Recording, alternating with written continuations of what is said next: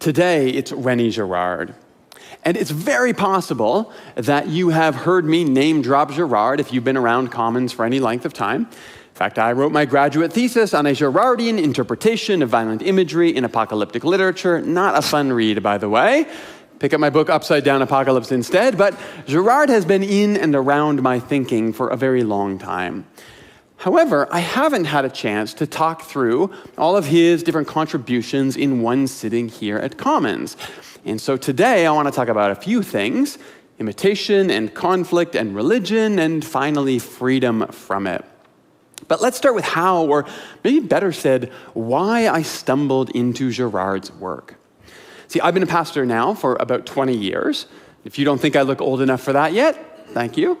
But I have spent most of my career working with people who are re-engaging the Christian story. That is, I'm going to guess, the story of a lot of us here today. We've grown up in or around the church, had experience with the Christian story, but at some point realized it was no longer working for us the way it did anymore. And for some people, that meant leaving the church for a season. For others, it meant searching out new forms of Christianity to explore. And that has largely been my work, helping people who are looking for a less caustic and more grace-filled expression of Christianity that reflects the Christ they know. Or helping people who want to hold on to Jesus, but also want to engage their intellect and their skepticism with their faith. Helping people who need a new language to make sense of old ideas all over again. And in large part, my work has been about helping people find Jesus through the crust of Christianity that has often obscured his way. And pretty early in that journey, what I found was that a lot of people were quite captivated by Jesus, but often disturbed by the violence that seems to surround the religion that has taken shape around him. Now, sometimes that was the violence of Christian history, because there's a lot of that. Sometimes it was the violence of the Hebrew Scriptures themselves, because there's some of that. But often, increasingly, what I realized, it was actually the violence of the cross that was becoming a sticking point for people. Now, don't get me wrong, the cross is a violent moment. The cross was a gruesome tool of execution used by the Roman state. There's no softening that moment, nor should there be. But sometimes, particularly within Protestant evangelicalism, there was this often uncomfortable implication that God not only wanted that violence or needed that violence, but perhaps maybe even that God somehow enjoyed the violence of the cross. And as alluring as Jesus, his teaching and his way in the world were, that implication that divine violence is the way of the universe, that was a problem for a lot of people. And I felt it too. So I started looking for, reading and studying, searching out what I considered to be thoroughly nonviolent interpretations of the atonement and the cross. If God was truly good, which was my conviction in looking at Jesus, what good was happening in this murder? And there were a number of different theologians that led me eventually on my journey to discover the work of Rene Girard. There was the Japanese-American theologian Rita Nakashimi-Brock. She really articulated the problems in how I was taught to talk about the cross. Very pointedly, she called certain ways of speaking about the cross cosmic child abuse, which was shocking and honestly kind of eye-opening. That led me to Swedish theologian P.P. Waldenstrom, who helped me recognize that if God is God, then the cross can't be about changing anything in God ever. Not God's grace or God's forgiveness or even God's willingness to embrace us. None of that can ever change if God is God. So the cross then must only be about changing something about us. And that led me to searching out more sociological explanations for the cross. What is Jesus changing about the human story? Enter the French historian Rene Girard. Now, I say historian here because Rene was not actually technically a theologian, at least not by training. And I think that was actually part of his superpower. Sometimes you get trained in something and you dive into something and you learn the language of something and you find yourself eventually trapped by that something. I don't know if you've ever had a problem that you've been working on, staring for hours at it, and a coworker walks by, looks over your shoulder, asks what you're working on, and they offer the perfect suggestion just like that off the top of their head. That's because fresh eyes see new things sometimes. It's really easy to get stuck in and then just find yourself stuck. So here's a tip. You want to do better work, get more eyes on your problems, ask for more help, trust that people will see things that you don't.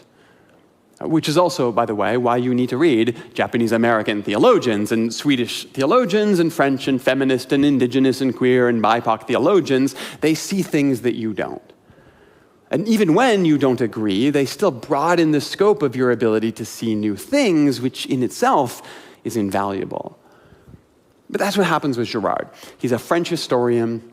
He finishes his PhD in Paris, comes over to America, gets a job teaching, but can't find one in the history department, so he ends up teaching French literature because, well, he's the only guy at the university that can speak French. And he figures, okay, I'll make the best of it. But while he's teaching Albert Camus and Marcel Proust, he starts noticing these memes and these motifs in these stories that he's teaching to his students. All of these characters seem to be driven by their desire to be like someone else. And this is what he writes about in his first book, Deceit, the Desire, and the Novel, Self and the Other in Literary Structure. Nothing to do with theology. Jesus isn't even in there. It's all about how the characters in these French novels are driven by their desire to be like or even to become someone else. But this gets him thinking. If this is what all of the great novelists are writing about, maybe it's more than just a good story. What if this is a reflection of something true in human nature? And from this, he starts to develop his first theory, which is called mimesis. Now, mimesis is just a fancy word for imitation. But he starts to realize that imitation is actually core to what it means to be human. We imitate. That's what we do. The single most important invention in human history, language. It's just imitation. I grunt and I point at a rock. You grunt and you point at the same rock. We just invented language. And we did it by imitating each other. Now, by extension, we've also created metaphor, because all of a sudden a certain sound can mean, it can represent a certain something in the world. This means that. But you learned how to speak through imitation. You learned how to walk through imitation. In fact, everything you know about what it means to be human, you learned not through instinct, like every other animal. You learned it through imitation. And as far as Girard is concerned, to be human is just to go around copying other humans. Pretty easy. And generally, it works pretty well. The problem is, often, we're not particularly aware consciously of what we're actually imitating in each other. So here's an example I've used before. I like coffee, obviously, right? I mean, what other church has espresso this good every Sunday, am I right? By the way, shout out to our coffee volunteers. You guys really make all of this happen for us here. Yes, thank you. But you see me enjoying a coffee, and now you want a coffee. Except the thing is, you're not really trying to imitate the coffee, you're trying to imitate that experience, that profound joy you see in me when I drink a coffee. Any non-coffee drinkers here? People who don't like coffee, I know you exist. I get it, but not really. You keep doing you. For those people here in the room that don't like coffee, have you ever wished that you did? Like you wanted to enjoy this thing that other people seem to be really into? That's mimesis. You see people having a moment, and you want to imitate what looks like a positive experience, but the drink is just unsatisfying, and you wish it was better. That happens to us all the time. We are imitating each other, but we triangulate our imitation onto the thing that we can buy or possess or acquire as a shortcut to the real experience that we actually want to copy from someone. So if I wear the right jeans, or I use the right phone, or I like the right things, I can be like the person that I admire. I mean, that's the whole premise of advertising all around us all the time, right? To map your desire to imitate a person onto a product that you can buy, right?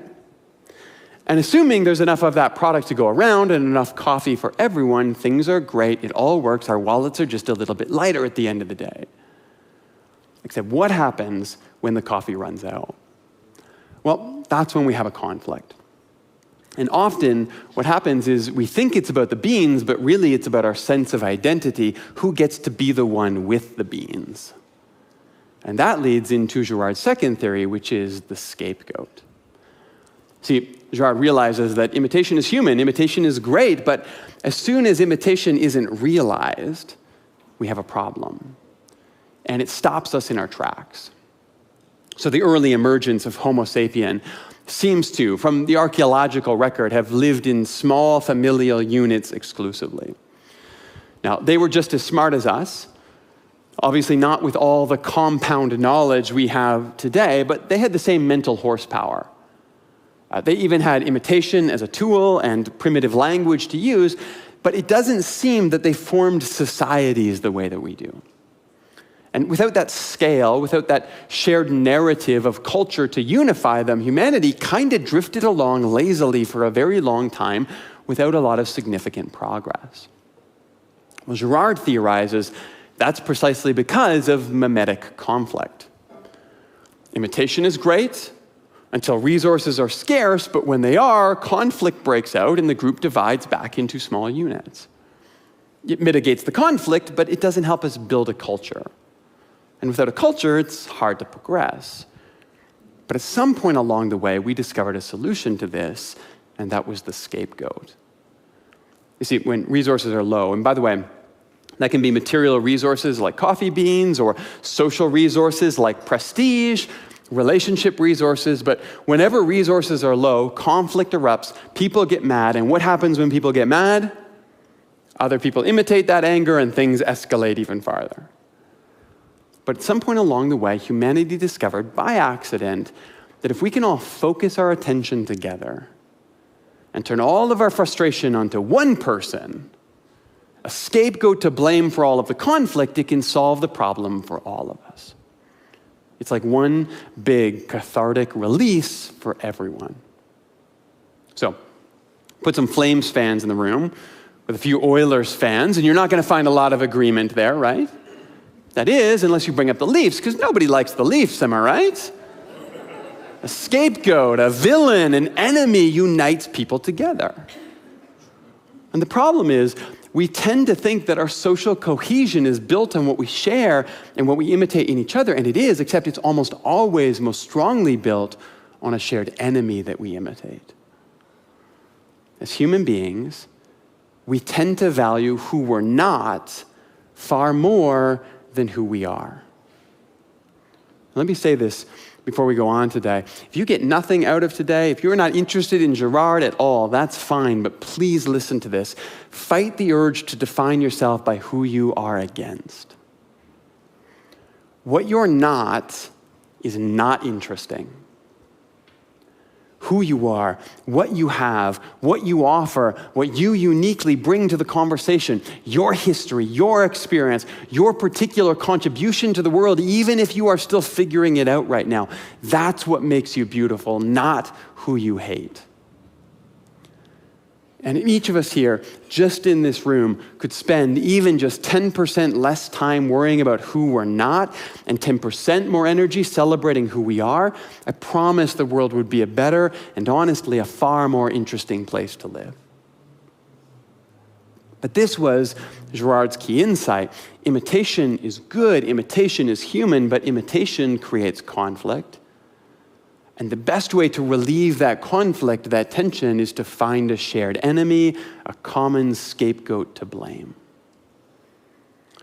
The root foundation of human culture, our original sin, is we are not them. And this is what enabled humanity to grow beyond small familial units into larger societies that were held together through shared narratives, and it's everywhere all around us. Think about sports, think about politics, think about religion. In fact, Girard started to think about religion. In fact, he started to think that maybe this was the whole point of religion. We needed a reliable, stable way to create new scapegoats and to keep letting off that pressure that was created by mimetic imitation and then resource scarcity. And so Girard, in the next stage of his career, starts examining religious traditions and looking for this theme. And he looked at all kinds of different religions and found all kinds of different systems, but they all came back to the central idea of a dependable scapegoat mechanism for the community. How do we know who to collectively blame for everything that's wrong? Religion can give us an answer. Except there was one religion that Girard avoided, and that was Christianity. See, Girard was a French atheist, and he was very much a student of the French Revolution, and to be honest, he just really didn't want much to do with the dominant religion of Europe. Still, it's hard to be in academia and write about religious theory if you're not going to engage one of the major world religions. And so eventually, he relents, and he goes to the Bible, and this is where things get really interesting. Because initially, he finds all the same tropes in the Bible. In fact, the term scapegoat that he uses comes directly from the Bible in Leviticus. Right in the middle of the book is the scapegoat. Once a year, on the Day of Atonement, a goat is selected, and the sins of the people are symbolically put on that animal, and then it is cast out of the community, sent into the wilderness on its own. So, all those ritual sacrifices you hear about in Leviticus, those are not for the forgiveness of sins. Those are part of how ancient peoples expressed devotion and fealty to God. The goat from the Day of Atonement, Yom Kippur, was literally scapegoated. It was sent away. Once a year, we drive out all of that sin and conflict and tension and frustration. We push it out into the desert away from us, and we do it symbolically with a goat so that we don't have to keep doing it to someone in the community that we love. That's the whole point of religion, says Girard. And for him, that makes a lot of sense. It's what he was expecting to find, except that he keeps coming across these narratives that seem to intentionally challenge or chip away at that story. So the God of the Hebrews keeps saying things like, hey, keep doing your sacrifices if they make you happy. But no, I don't desire burnt offerings or sacrifices. I want mercy and justice and contrition. This idea shows up in the Psalms of Israel, Psalm 40, verse 6, again in Psalm 51, 16.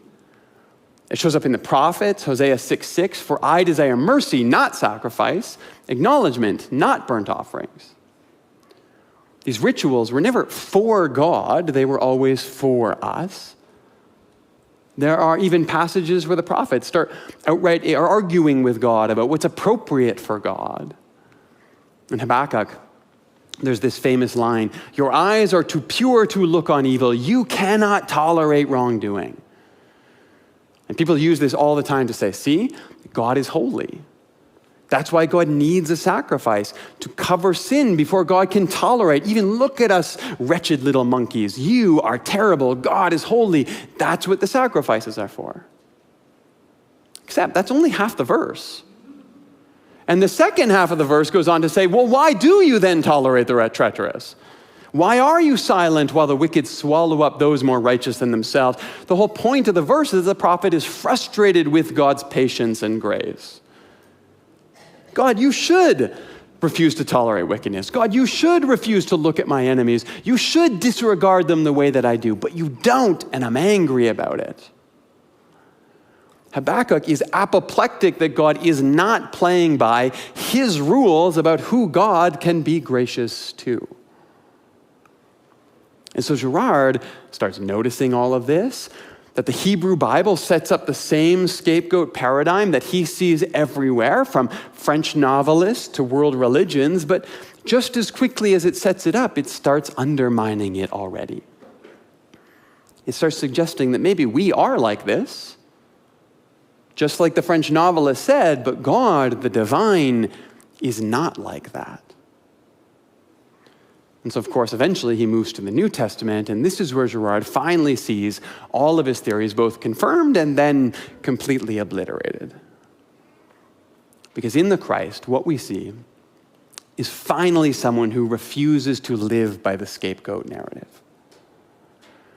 When a woman is caught in adultery and brought to Jesus, he says, the one without sin can throw the first stone. In other words, don't pretend you get to claim your righteousness by pointing out someone else's mistakes. Her story has nothing to do with yours. When his disciples are rejected by a town that they're walking through, And they ask Jesus, hey, do you want us to call down fire to destroy them? He laughs and he says, I don't know who you think you are. Give it a shot. Let me see how it goes. No, he rebukes them and he says, what do you think this story is about, guys? Why do you think I'm here? You think I'm here to point a finger at the bad guys? No, I am here to proclaim good news to the poor, freedom for the prisoner, recovery of sight for the blind, to set the oppressed free. My mission is to proclaim the year of the Lord's favor. Full stop. He rolls up the scroll, he hands it away, he sits down, instead of continuing with the line that says, and the day of the Lord's vengeance. The day of God's vengeance is your fantasy, not mine. I'm not interested. Jesus is very specifically taking a passage from Isaiah and doing what prophets do by pointing it in a new, better direction. Except, what happens when someone comes along who breaches not just the walls of our contoured communities, but the very foundation of scapegoating that underpins all of human interaction? They become a threat. Actually, the threat, right?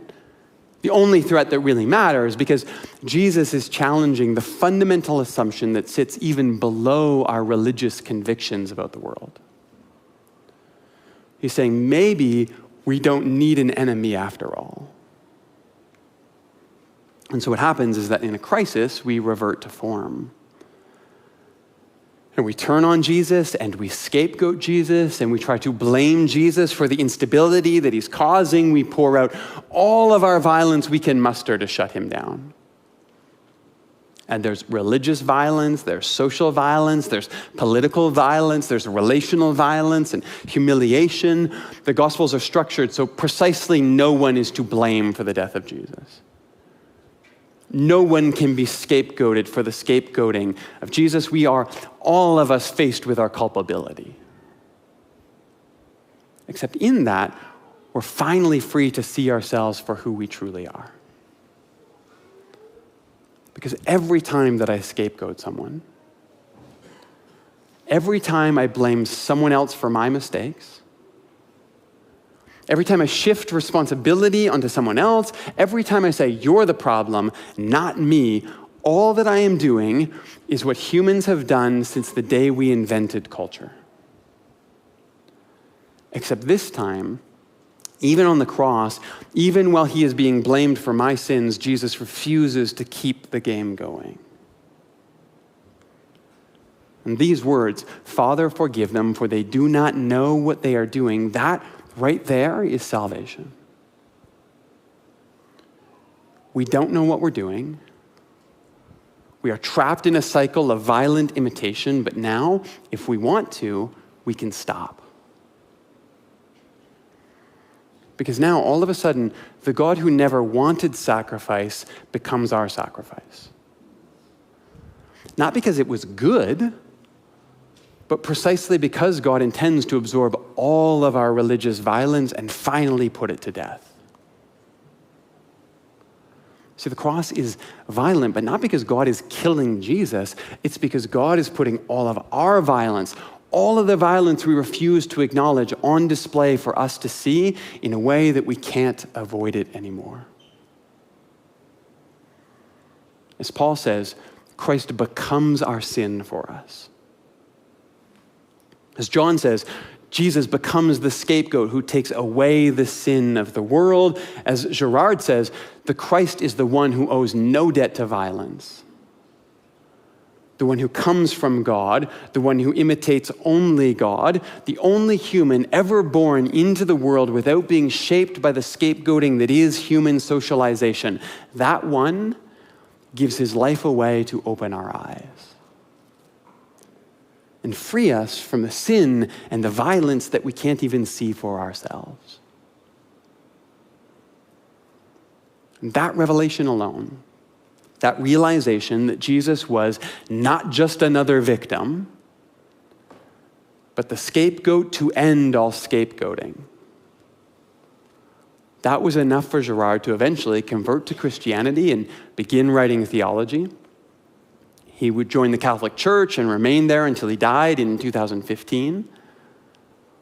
It was enough to spark in me new ways to speak of the cross that centered our violence and God's grace meeting in Jesus' death and resurrection, which ended up extending my career and eventually led to the start of Commons Church. I would argue it's enough for all of us to take another hard look at our lives and get on with this long, slow work of what we would classically call in Christianity sanctification. Becoming aware of all of the ways that we tend to scapegoat and marginalize and blame others to justify ourselves, to realize that we don't need an enemy anymore. And you don't need to be rejected for me to know that I'm loved. I can know myself as God sees me, the beloved child of the divine.